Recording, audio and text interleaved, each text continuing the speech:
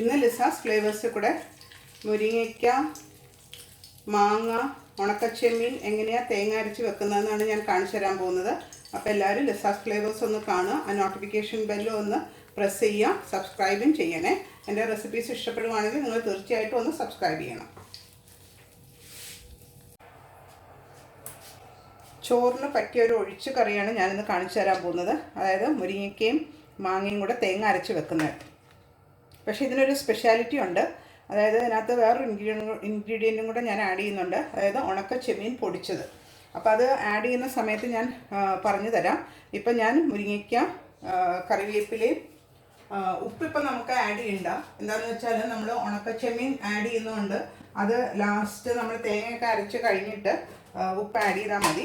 ഇപ്പം ഞാൻ ജസ്റ്റ് മഞ്ഞൾപ്പൊടി, കറിവേപ്പിലയും ഇട്ടിട്ട് നമുക്ക് മുരിങ്ങയ്ക്കായ ഒന്ന് വേവിച്ചെടുക്കാം. പിന്നെ വേറൊരു പ്രത്യേകത എന്താണെന്ന് വെച്ചാൽ ഞാനകത്ത് മാങ്ങ തേങ്ങയുടെ കൂടെ അരച്ചാണ് ചേർക്കുന്നത്.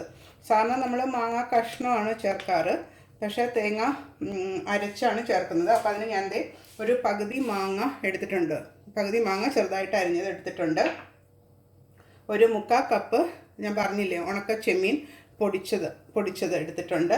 പിന്നെ തേങ്ങ, റെഡ് ചില്ലി പൗഡർ, തേങ്ങ, ഒരു മുറി തേങ്ങ, 3 ചുമന്നുള്ളി, 4 അല്ലി വെളുത്തുള്ളി. ഇത് നമുക്ക് നല്ല പേസ്റ്റ് പോലെ മാങ്ങ ചേർത്ത് അരച്ചെടുക്കണം. ഇതിപ്പോൾ തിളച്ച് വരുന്നുണ്ട്. ഇതിനെ നമുക്കൊന്ന് മൂടി വെച്ച് വേവിക്കാം. ഈ വേവിക്കുന്ന സമയം കൊണ്ട് ആ തേങ്ങയും വെളുത്തുള്ളി, ചുമന്നുള്ളി, മുളക് പൊടി, മാങ്ങ ഇതെല്ലാം കൂടെ അരച്ചെടുത്തിട്ട് വരാം. ഇനി അത് കഴിഞ്ഞിട്ടുള്ള സ്റ്റെപ്സ് അന്നേരം ഞാൻ പറഞ്ഞുതരാം.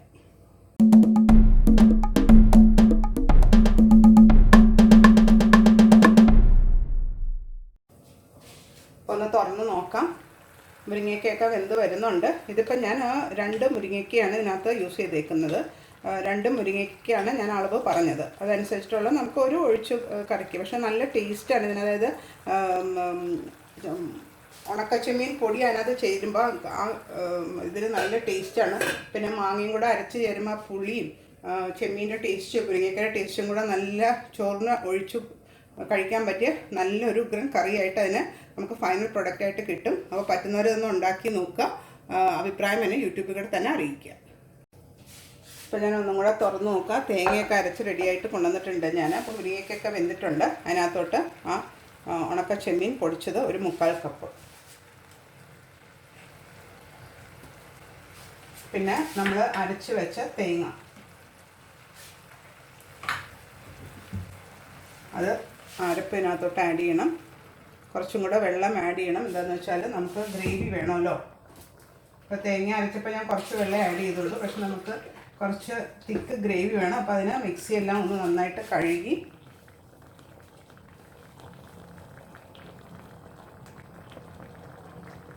മിക്സി കഴുകിയ വെള്ളം കൂടെ അതിനകത്തോട്ട് ഒഴിച്ച് നമുക്കൊന്ന് മിക്സ് ചെയ്ത് നോക്കാം. എന്നിട്ട് ചാറ് വേണമെങ്കിൽ നമുക്ക് കുറച്ചും കൂടെ വെള്ളം മിക്സി കഴുകി അതിനകത്ത് ഒന്നും കൂടെ ഒഴിച്ച് നോക്കാം. ഞാനൊന്ന് മിക്സ് ചെയ്ത് നോക്കട്ടെ. അപ്പോൾ ഇത് മതി, ചാറ് ഇത് മതി. ഇനി ഇതിനകത്തും കൂടെ കിടന്ന് ആ ചെമ്മീനിലും മാങ്ങ അരച്ചതും തേങ്ങ അരച്ചതൊക്കെ മാങ്ങയൊക്കെ വെന്ത് കിട്ടണമല്ലോ. അപ്പോൾ ഇതിന് കിടന്ന് ഒരു 5 മിനിറ്റ് നമുക്ക് ഈ കറിയെ ഒന്ന് മീഡിയം ഹീറ്റിലൊന്ന് വേവിച്ചെടുക്കണം. എന്നിട്ട് വറുത്ത് മുകളിലിട്ടാൽ മതി. അപ്പോൾ നല്ല ടേസ്റ്റി ആയിട്ടുള്ള മുരിങ്ങയ്ക്ക, മാങ്ങ, ഉണക്കച്ചെമ്മീൻ കറി റെഡിയാവും. അപ്പോൾ ഇതിനെ മൂടി വെച്ച് വേവിക്കാൻ പോവാൻ. ഒരു 5 മിനിറ്റ് മൂടി വെച്ച് വേവിക്കും. ഇപ്പോൾ ഒരു 5 മിനിറ്റ് കഴിഞ്ഞു. ഞാനൊന്ന് തുറന്ന് നോക്കുക. അപ്പോൾ നമ്മുടെ ചാറൊക്കെ നല്ല കുറുകി ആ മാങ്ങയെല്ലാം വെന്ത് നല്ല പാകമായിട്ടുണ്ട്. അപ്പോൾ അതിന് ഉപ്പ് നോക്കിയപ്പോൾ ഉപ്പ് ഇച്ചിരി കുറവാണ്. അപ്പോൾ നമുക്കിപ്പോൾ കുറച്ച് ഉപ്പ് അതിനകത്തോട്ട് ആഡ് ചെയ്യാം. ഉപ്പ് ആഡ് ചെയ്തു. എന്നിട്ട് നമുക്ക് ഒന്നും കൂടെ ഇളക്കിയിട്ട് ഈ പാത്രം അടുപ്പത്തുനിന്നൊന്ന് മാറ്റി വെക്കാം. എന്നിട്ട് നമുക്ക് വേറൊരു പാൻ അടുപ്പത്ത് വെച്ചിട്ട് കടുക് വറുത്ത് അതിൻ്റെ മുകളിലോട്ട് ഇടാം. അത്രയേ ഉള്ളൂ. ഞാൻ വേറൊരു പാനിൽ വെളിച്ചെണ്ണ ഒഴിച്ചിട്ടുണ്ട്. ഇനി അതൊന്ന് ചൂടാവട്ടെ. അതുവരെ ഒന്ന് വെയിറ്റ് ചെയ്യാം. ഇപ്പം ഞാൻ വെളിച്ചെണ്ണ ഒഴിച്ച് കടുക് വറുത്ത് ചുവന്നുള്ളി ഒരു 10 എണ്ണം അരിഞ്ഞ് ഇതിനകത്ത് ഇട്ടിട്ടുണ്ട്. നന്നായിട്ട് മൂത്ത് നല്ല ബ്രൗൺ ആയി വരുന്നുണ്ട്.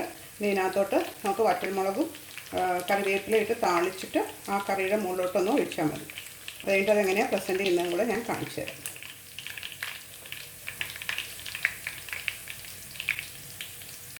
നമ്മുടെ കറി ഓൾമോസ്റ്റ് റെഡിയായി.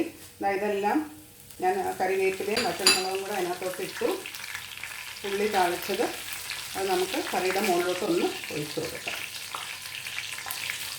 വെളിച്ചെണ്ണ കുറച്ച് നല്ലോണം വേണം, അതായത് ഈ കറിയിലെ വെളിച്ചെണ്ണ ടേസ്റ്റ് നല്ല ഹൈലൈറ്റ് ചെയ്ത് നിൽക്കണം. അതാണ് ഞാൻ കുറച്ച് കൂടുതൽ വെളിച്ചെണ്ണ ഇതിനകത്തോട്ട് ആഡ് ചെയ്തേക്കുന്നത്. ഇതിനെ സെർവ് ചെയ്യുന്നതും കൂടെ കാണിച്ചു തരാം.